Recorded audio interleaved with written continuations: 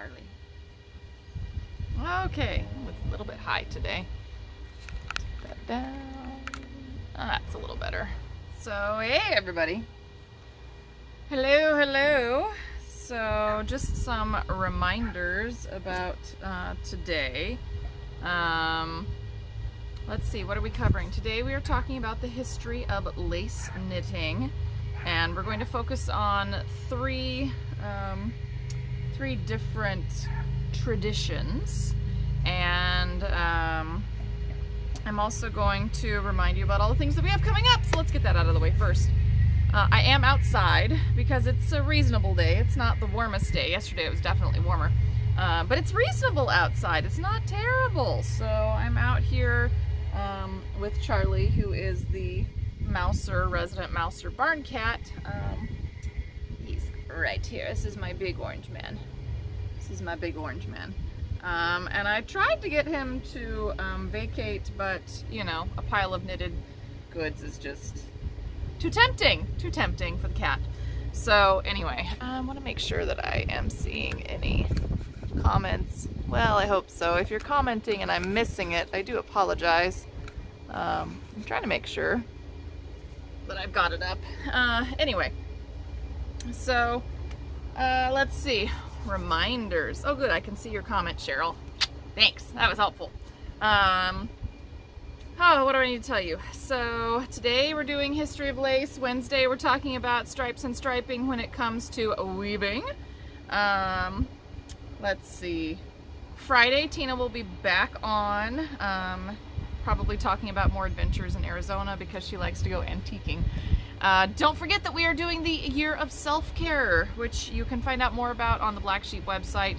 Make sure that you're taking your photos and you're tagging Black Sheep Fiber Emporium on whatever social media accounts you like, Facebook, Instagram, TikTok, YouTube, whatever, so that we can find your entries for the monthly drawing for Year of Self-Care. I am still working on my self-care projects, but I have not been tatting like I should. And I have sewn nothing for myself yet this month, so I have a little time left, but I really need to get that done. So anyway, lots of stuff going on. Next Monday, remember, we will be talking about, let's see, needle laces. So Hardanger and Mediterranean knotted lace and oh, I don't know. There's so many.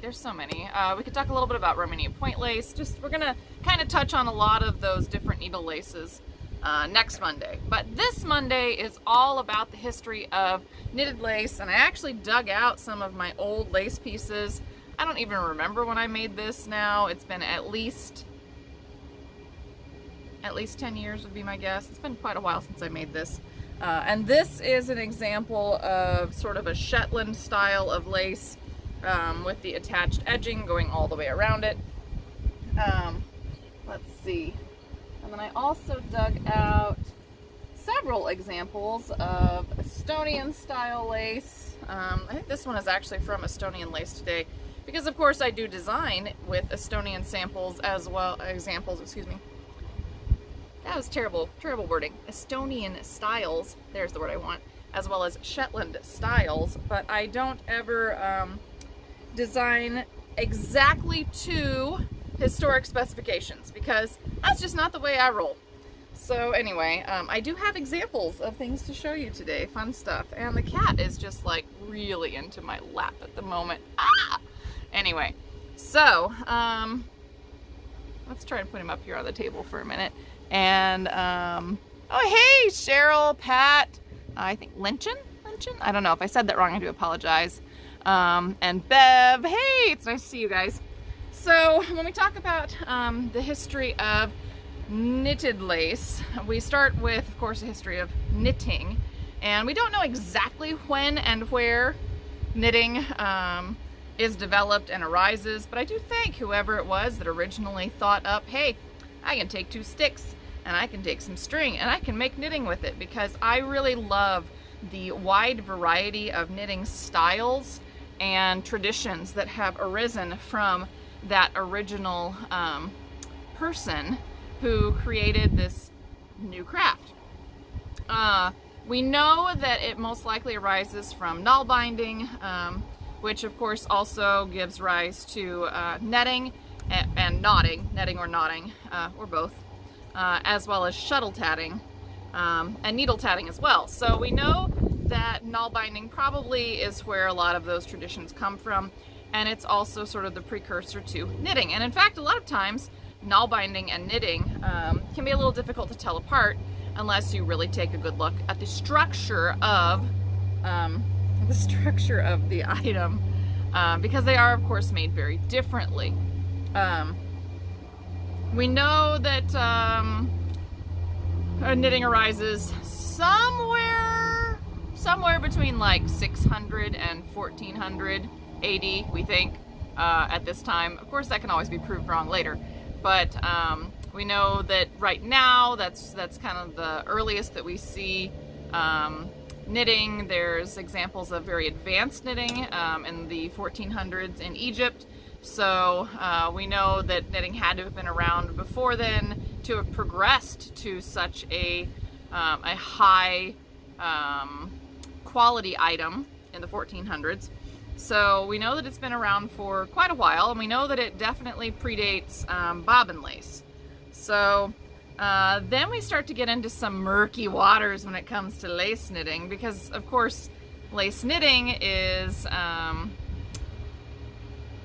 one of those things where, like most laces, we are trying to imitate bobbin lace, but we're trying to use a different, faster method of making it. Some people call it coarse. I say coarse when I'm talking about it in these lectures, but I don't think of it as coarse personally. I just think of it as different. It's just different. It's a different way to make lace. I don't think that bobbin lace is better than knitted lace. Definitely not. I think that they both serve their purposes. So that's my 2 cents on that one.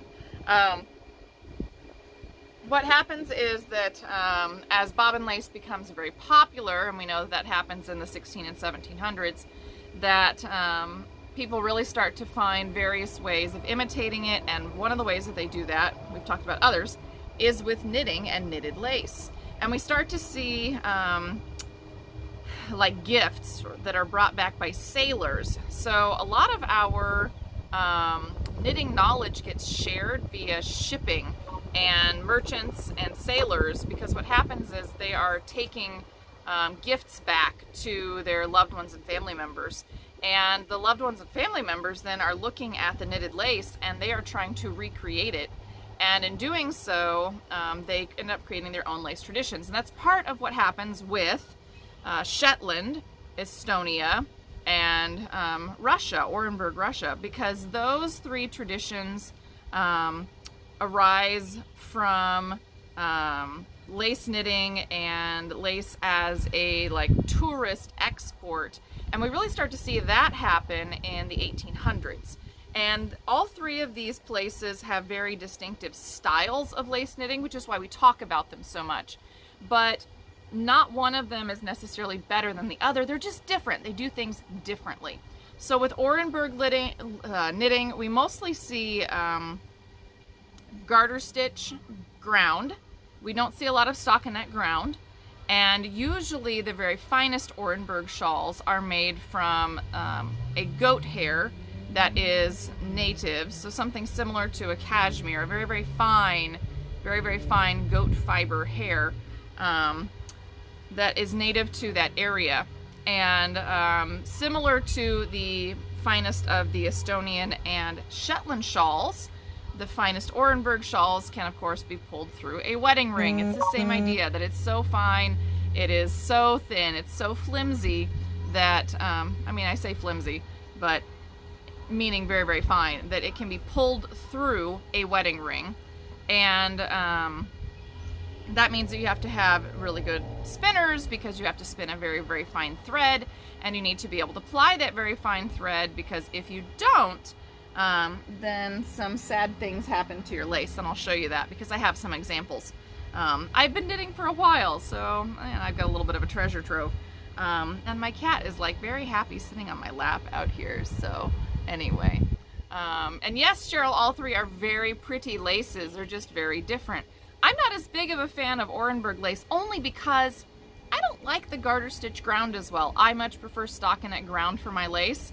So I tend to gravitate more towards the Estonian and the Shetland traditions. But I have to say, with a little caveat, Shetland also has its fair share of garter stitch based lace, and there's nothing wrong with that. It's just my personal preferences. I like the stockinette based ones better. When we move into Shetland knitting, one of the definitive books on Shetland knitting has become Sharon Miller's Heirloom Knitting.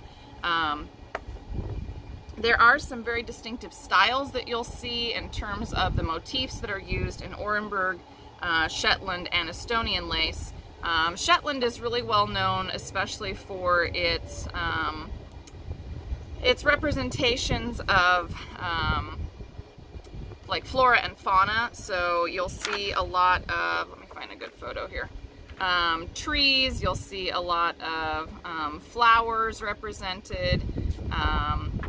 You see waves, you see sort of natural landscapes that are meant to be represented by the whole patterning in Shetland lace. And again, there's a lot of garter stitch lace in Shetland knitting as well. I just tend to take it into stockinette because I like the look of it better. I'm having trouble finding a good, here's a good one. Here's the fern lace stitch pattern. So very, very pretty fern lace, right? But it's meant, of course, to, you know, represent ferns. And let's see, what else have we got in here? Where's my trees? Somewhere in here I've got trees. Oh, here's an ocean wave. I love this one. This is one of my favorite edgings, the ocean wave edging right there. So, love that. But that's what we tend to see a lot with our, here's a gorgeous shawl. Look at this gigantic thing. Look at this enormous shawl. Beautiful. That's what we see a lot in our Shetland lace knitting, is we see a lot of representations of flowers, trees, natural phenomena that really has come to be associated with Shetland knitting. So, you know, that's not a definitive way to identify Shetland. There are other things that you have to look for, but it is usually a good indication that it's either Shetland inspired or possibly came from Shetland. Of course, provenance is always a difficult thing. So, then when it comes to the Estonian lace, of course, noops are the thing that we always think about with Estonian lace.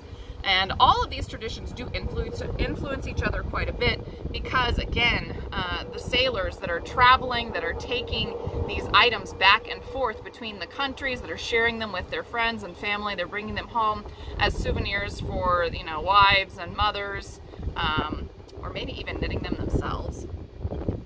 And then this, here we go.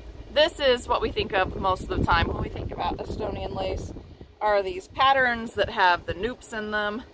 So this one is a very clear indication that you have some Estonian lace. Now, this is not the only interesting thing that the Estonians do, because while I love Orenburg and I love Shetland, I most adore my Estonian lace, and that is because they didn't just explore the yarn overs and the holes that make lace. They also took it a little step further, and they played with gathers and twists and cables and bobbles, and that's where we get noops, and we get really cool, like 4 into 4s or 6 into 9s, and where you're manipulating a lot of stitches all at once. I'm trying to find an example to make these really fabulous gathers that you don't see in a lot of other lace traditions. You don't see the bobbles, which are, you know, technically noops or itty-bitty bobbles. You don't see the itty-bitty bobble noops used as much. You don't see cables used as much in other lace traditions. You pretty well only see them in your Estonian traditions. And that's not to say they don't ever arise. It's just that usually when you see those things, it's a pretty good indicator that you probably have an Estonian piece or an inspired by Estonian piece. And mostly what I have in here is noop, noop, noop, noop. Let's see if this one has it. I really love all of the the crazy gathers. And let me see. I love it when they do, like, they'll do little 2/2s in like a pasque flower pattern. That's one of my favorites. It's a small pattern, small all over pattern that creates very different visual interest, because again, you are using these tiny little cables that you wouldn't normally think of in knitted lace to create a really interesting visual representation. I should have had this marked in my book. Oh, yeah. And another thing is, with a lot of these traditions, what you see is if you're doing a piece that has a border or an edging on the outside, you actually will either knit the border first and then knit the center, or you'll knit the center first and then knit the border and attach it. And it just depends on which you know, style of knitting you are starting with. That one, there's not really a rhyme or reason that says that it's, you know, much more common for one over the other in any certain tradition. But I love these giant pieces that you end up with.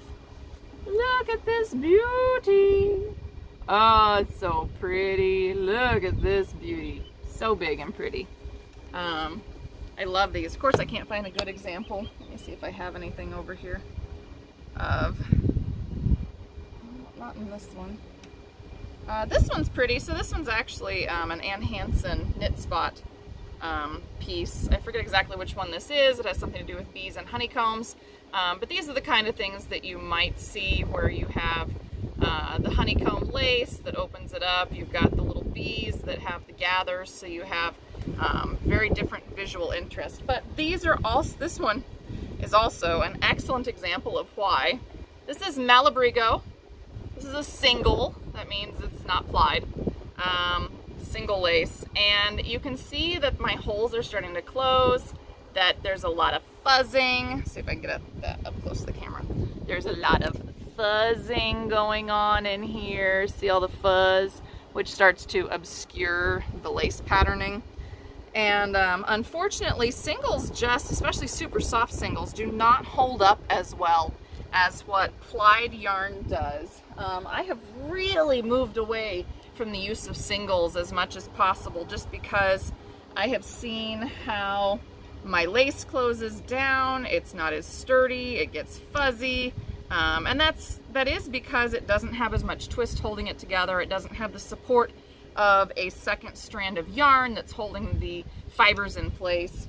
And so while singles definitely do have a place, they aren't my favorite anymore, even though they're very soft, because I really appreciate now the sturdiness of a 2-ply or more yarn and the crispness that you still see in my knitting all these many years later, many years later.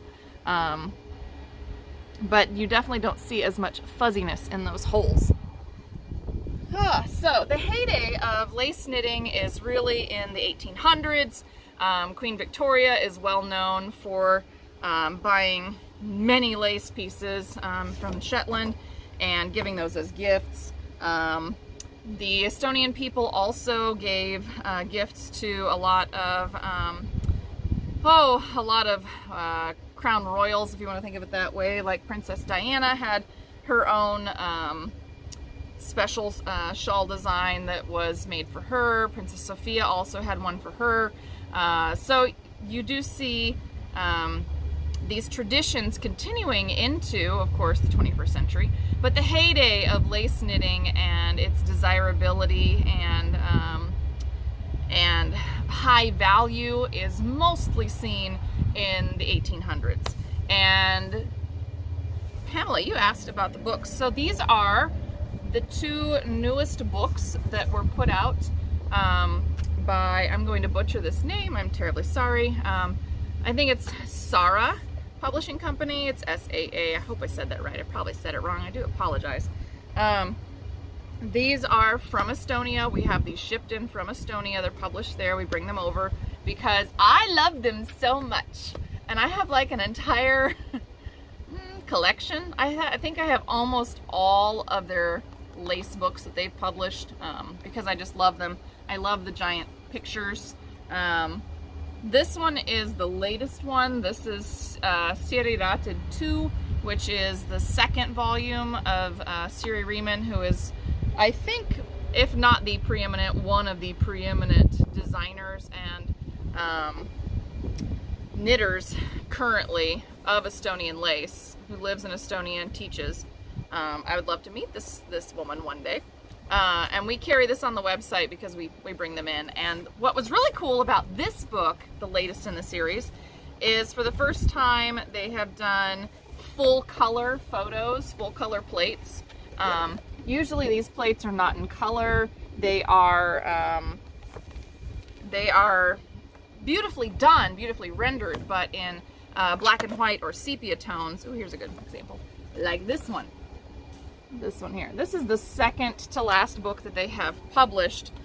This one's the Linda Rated. So this one is square.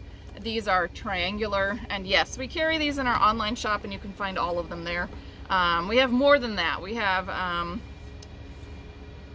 gosh, I don't even know which ones we still have, but we have at least the Hopsaloo Shawl book, Siri Rated 1, Siri Rated 2, Linda Rated, as well as the Asa Jolade books. And we also have the Estonian Knitting Volume 1 and 2 still, I believe, which are more of a text, like a textbook, which goes much more in depth on Estonian history and knitting and the different styles. And the first one covers like lace and white work and and stockings and color work and cables, and so it compartmentalizes those into different chapters. The second one's all about socks, and I love socks, so I bought that one too. I really like my Estonian books. They're fabulous. Anyway, and then I tend to use a lot of the Estonian and Shetland traditions when I design lace because I really love that, and that's what resulted then in my book. So yes, I am shamelessly promoting my book as well today, Froth and Foam. But when you look at a lot of the designs that I have in my book, many of them are inspired by, although definitely not traditional to, both Estonian and the Shetland traditions. So I love working with noops. So here's like the camas flower shawl.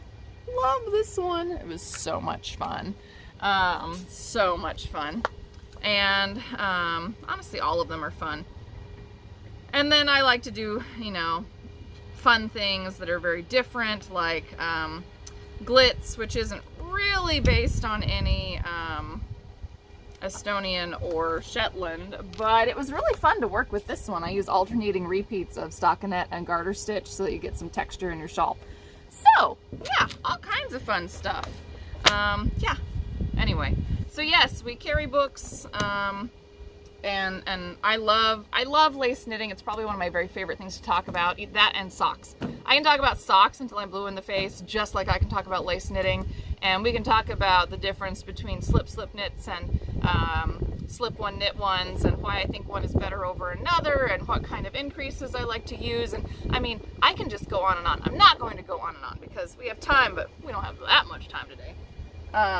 But I love lace knitting. I mean, these are just like a very, very few of the lace pieces that I have made in my short and yet long career as a lace knitter.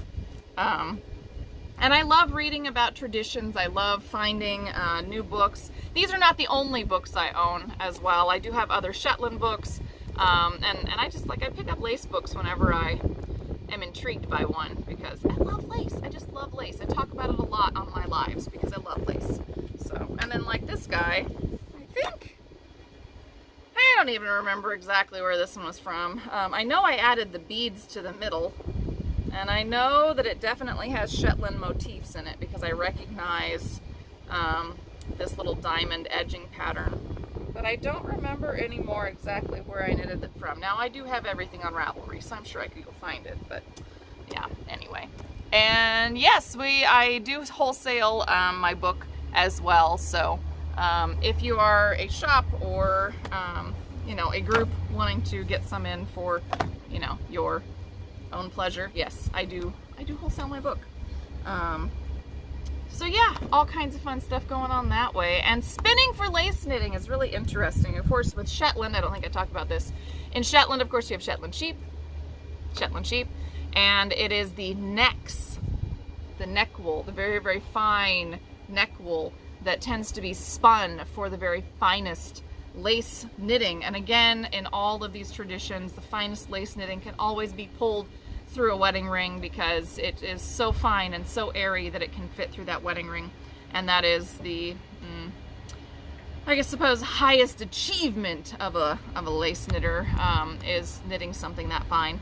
And with the Shetland sheep in particular, they would actually spin it in the grease, because when you spin it in that grease, that little dab of oil helps to hold the fibers together, so that you can get a finer twist on it and a thinner spin on it, but they were still plied, because the plying really does make a difference in the longevity of your lace.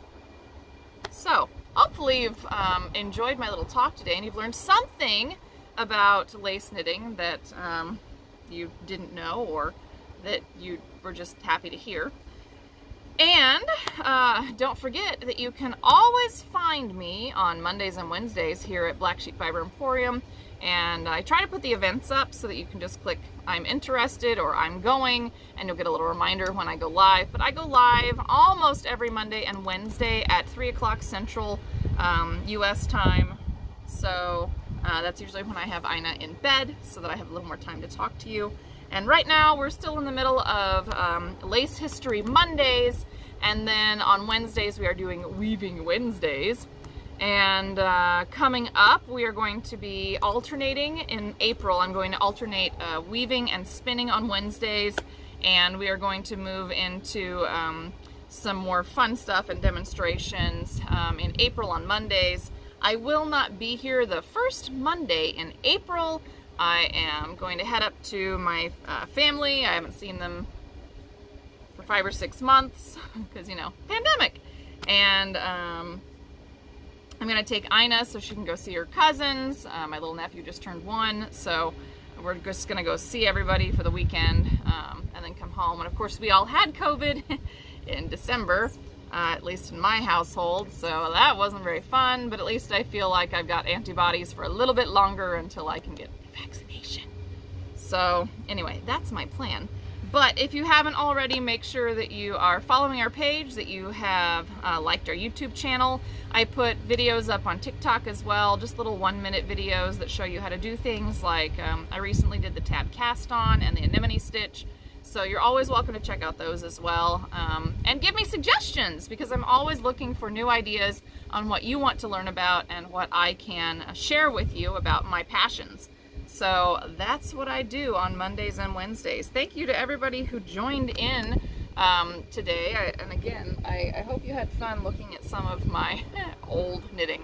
It's old knitting. None of it is anything I've designed. I don't have anything that I have designed, because I ship it all off to be photographed, and then it goes to the shop with Tina, and I don't like see it again for ages. So yeah, I have very, very little of the knitwear that I have designed. Can you believe that? Don't forget that the Blue Caterpillar Shawlette Knit Along is still in progress. I moved my talk from Tuesday to Thursday this week for the second part, because I forgot I have to go do something on Tuesday, and I'm gonna be out for several hours in the afternoon, so that just does not help. But Thursday I'll be back, and we'll be doing the Blue Caterpillar Shawlette Knit Along. I am through the second stripe. I need to put another picture up. And we'll be moving into chart 3 on Thursday, so I'm going to talk about that and about how to make it longer if you decide it's just not big enough for you and you want to make it longer. So that is something that is on the list for Thursday. And then also, I'll be back Wednesday, and we'll be doing stripes and weaving, so I'll be downstairs and we'll be talking about how to keep your edges straight and what I've learned about my stripes and blah, blah, blah. And yeah, anyway, lots of fun stuff coming up. I hope you'll keep joining me on Monday and Wednesday. And if you miss these videos, remember that you can always find them on our Facebook page as well as on the YouTube channel, because I do try to put them up both places. And Don't forget to keep posting your year of self-care images and tagging us so that you can be entered for the prize drawing. We're doing a monthly drawing for prizes for the year of self-care. And March is all about springing in to lightweight projects. So I think this is nice and lightweight. It's very portable, right? You can definitely make lace anywhere. So I clearly still have some tatting to do as well as some sewing. But you can check that out at blacksheepfiberemporium.com and find that there. And then don't forget to join Tina on Fridays as well. We try to put the events up so you know when they're coming. So anyway, if you have questions or you need to get in touch with me, you can always leave comments here. You can also contact us through the Facebook page, through YouTube, through the website. I'm Kelly with an I, @ Black Sheep, ATORENCO.com, because that's our old shop name. But you can find me there. And we ordered more stuff from Japan. We ordered more stuff because we loved the quality so much. We ordered more stuff. So we'll be talking about that in the future as well. And that is one thing that is coming up. As soon as I get through my lace history talks, we are going to look at that Olympus thread that I'm so excited about and compare it to the other threads in my collection. So I will see you all on Wednesday. Until then, please take care of yourself, physically, mentally, emotionally, craftually, as I like to say. Make sure that you are crafting a little bit every day because, you know, I think that really helps my mental health. And remember to please take care of yourself. Please take care of yourself. So wear your mask, wash your hands, physically distance yourself from other people whenever possible, and just please take care of yourself. I want to see all of you here again every week, so you need to take care of yourself. All right, so until Wednesday, thanks for joining in, and I will see you then.